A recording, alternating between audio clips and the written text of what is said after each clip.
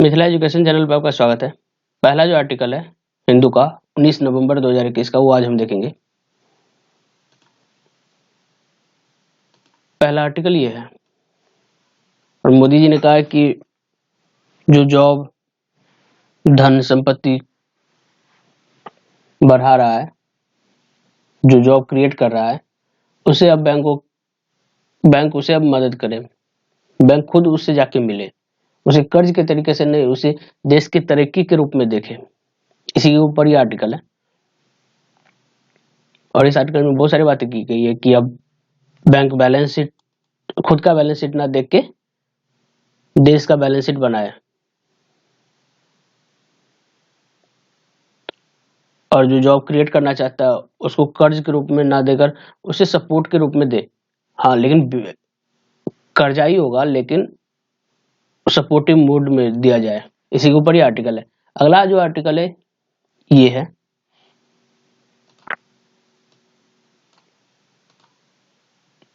पंद्रह नवंबर को जो एक मुठभेड़ हुई थी, उसमें 3 फैमिली ने क्लेम किया कि वे नागरिक थे, वे आतंकवादी नहीं थे। जो मारे गए हैं वे आतंकवादी नहीं थे, वे नागरिक थे, उन्हें गलत तरीके से मारा गया। इसी के ऊपर ये आर्टिकल है। तो जम्मू कश्मीर के जो मनोज सिन्हा जी उपराज्यपाल है, उन्होंने आदेश दिया है कि एक जांच होगी, और उसके बाद जो जांच में अगर रिपोर्ट गलत पाई जाती है तो उसके ऊपर कड़ी से कड़ी कानूनी कार्रवाई की जाएगी। इसी के ऊपर ये आर्टिकल है। चलिए अगला आर्टिकल देखते हैं। अगला आर्टिकल ये है, सुप्रीम कोर्ट ने रिफ्यूज कर दिया अनिल देशमुख और परमवीर जी का जो केस चल रहा है, उसमें सुप्रीम कोर्ट ने मना कर दिया, कुछ भी रिलीफ देने से मना कर दिया। अनिल देशमुख पे मनी लॉन्ड्रिंग और परमवीर जी पे तो जबरन वसूली का केस चल रहा है। चलिए अगला देखते हैं। अगला आर्टिकल ये है, विश्व व्यापार संगठन के ऊपर है, और देखते हैं इस आर्टिकल में बात क्या की गई है।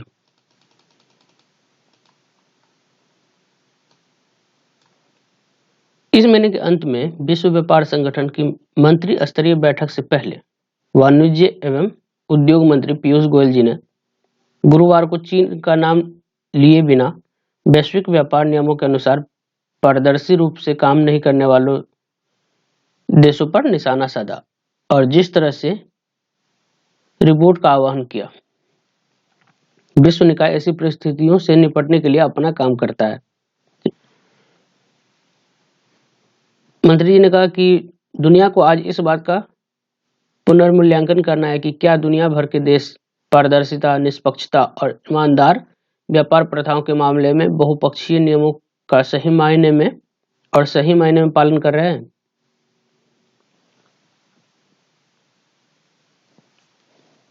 आगे उन्होंने कहा कि इसके विपरीत भारत को सार्वजनिक डोमेन में पारदर्शी तरीके से किए गए हर काम के साथ एक्टी के नियम का पालन करने पर गर्व था।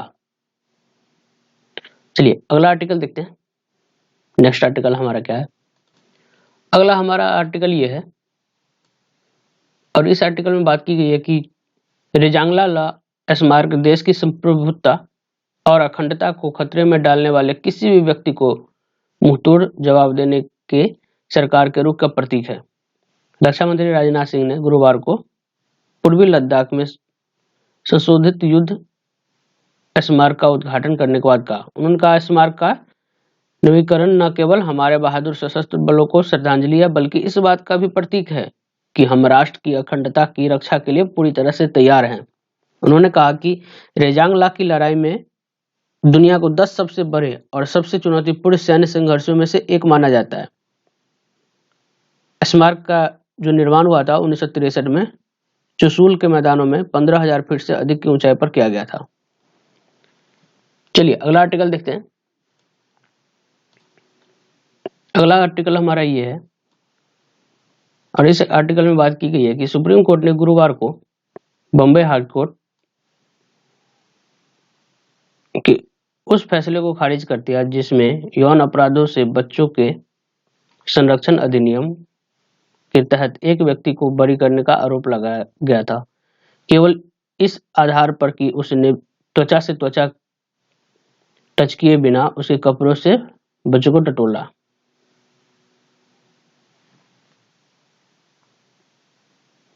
धारा 7 में बात की गई कि जो कोई भी यौन इरादों से बच्चे की योनि, लिंग, गुदा या स्तन को छूता है या बच्चे को ऐसे व्यक्ति या किसी अन्य व्यक्ति की योनि, लिंग, गुदा या स्तन को छूता है या यौन इरादे से कोई अन्य कार्य करता है जिसमें प्रवेश के बिना शारीरिक संपर्क शामिल है, ऐसे यौन हमले करने के लिए उसे यौन हमला करने के लिए कहा जाता है। इसी के ऊपर ये आर्टिकल है। चलिए नेक्स्ट आर्टिकल देखते हैं।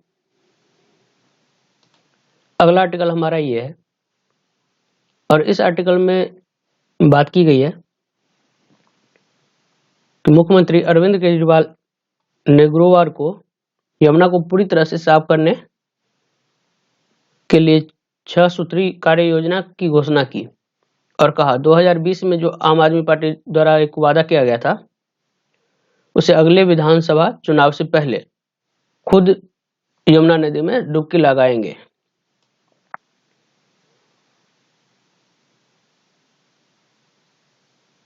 इसी के ऊपर ही आर्टिकल है। चलो अच्छी बात है, कम से कम दिल्ली वालों को तो पानी साफ मिलने की उम्मीद है छठ पूजा सब में। चलिए अगला आर्टिकल देखते हैं। अगला आर्टिकल ये है और इस आर्टिकल में बात की गई है कि जो नमाज के लिए शुक्रवार के दिन बहुत से लोगों ने, सिख समुदाय वालों ने भी और बहुत से लोगों ने अपने निजी जो संपत्ति या दुकान जो है वहां पे नमाज पढ़ने के लिए आग्रह किया। इसी के ऊपर ही आर्टिकल है और सिख समुदाय ने गुरुद्वारा में आग्रह किया। चलिए अगला आर्टिकल देखते हैं। अगला आर्टिकल एयर पोल्यूशन के ऊपर ही है जो अभी भी वेरी पुअर कैटेगरी में ही है, जो लगातार दीपावली से पहले से ही आर्टिकल पब्लिश की जा रही है। चलिए अगला आर्टिकल देखते हैं। अगला सेक्शन हमारा एडिटोरियल सेक्शन से है और पहला जो एडिटोरियल है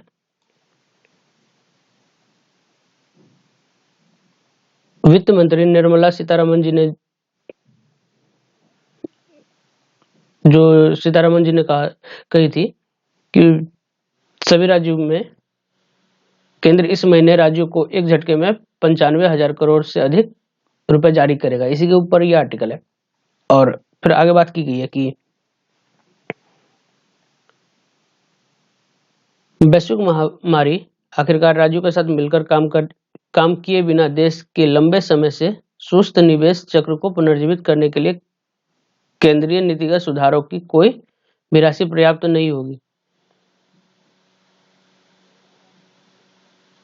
सरकार ने राजस्व और जीएसटी मुआवजों की चिंताओं और अपनी शक्तियों पर अतिक्रमण के बारे में राज्यों के साथ हालिया टकराव को अलग रखा ताकि बजट परामर्श और जीएसटी परिषद के साजिशों से स्वतंत्र अर्थव्यवस्था केंद्रित संवाद शुरू किया जाए। जो 95,000 करोड़ रुपए की जो आर्टिकल आई थी उसी के ऊपर ये एडिटोरियल है। चलिए अगला एडिटोरियल देखते हैं। अगला आर्टिकल हमारा ये है और इस आर्टिकल में बात की गई है कि क्या ग्लासगो मीटिंग COP 26 वाला जो मीटिंग हुआ था संपन्न हुआ और बहुत अधिक रिपोर्ट की गई है, क्या वैश्विक जलवायु परिवर्तन को संबोधित करने के लिए मानवता के प्रयासों पर फर्क पड़ेगा। ग्लासगो की सफलता यह थी कि उसने पेरिस समझौते के माध्यम से शुरू की गई जलवायु कार्रवाई के लिए मचान का निर्माण किया, लेकिन सच्ची सफलता इस बात पर निर्भर करती है कि देश इस कुहनी के प्रति ग्रहणशील है या नहीं। देशों के भीतर कार्यान्वयन के लिए अधिक राजनीतिक समर्थन उत्पन्न किए बिना अंतर्राष्ट्रीय वार्ताएं जो भी बात की गई है उसके प्रति जोखिम उठाती है या नहीं। इसी के ऊपर ही आर्टिकल है। चलिए नेक्स्ट आर्टिकल देखते हैं।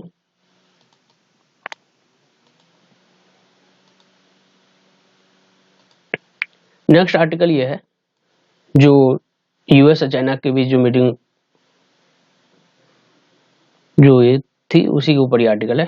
जो राष्ट्रपति जो बाइडेन और शी जिनपिंग के बीच वर्चुअल शिखर बैठक ने अमेरिका और चीन के बीच जारी राजनीतिक असंगति के कई मुद्दों को उजागर किया। यह समान रूप से उनके दिमाग में व्यापार सहित विवादास्पद मुद्दों पर आम जमीन खोजने की आवश्यकता को रेखांकित किया। जो ताइवान वाला मुद्दा, चीन सागर वाला मुद्दा, बहुत सारी बातें की गई। इसी के ऊपर ये एडिटोरियल है। चलिए अगला एडिटोरियल देखते हैं। हमारा अगला आर्टिकल ये है और इस आर्टिकल में बात की गई है कि जो शहरी गरीबों के लिए समावेशी दृष्टि का अभाव तमिलनाडु की पुनर्वास नीति का जो प्रारूप मसौदा है परिधियों पुनर्वास के एक थके हुए मॉडल से जुड़ा हुआ है जो सामाजिक न्याय पर विफलता रहा है। चेन्नई में जो जहां कम से कम 2 शताब्दियों के लिए झुग्गी झोपड़ी में रहने वालों का अनाक्षिक पुनर्वास किया गया है। पिछले 2 दशकों में केवल 55,000 से भी अधिक परिवारों को शहर के बाहर बड़े राज्य निर्माण बस्तियों में जबरन स्थानांतरित किया गया। नीति के अभाव में यह स्थानांतरण तदर्थ सरकारी आदेशों या विशिष्ट परियोजना या वित्त पोषण एजेंसी के दिशा निर्देशों द्वारा ही किया गया था। इसी के ऊपर यह एडिटोरियल है। चलिए अगला देखते हैं।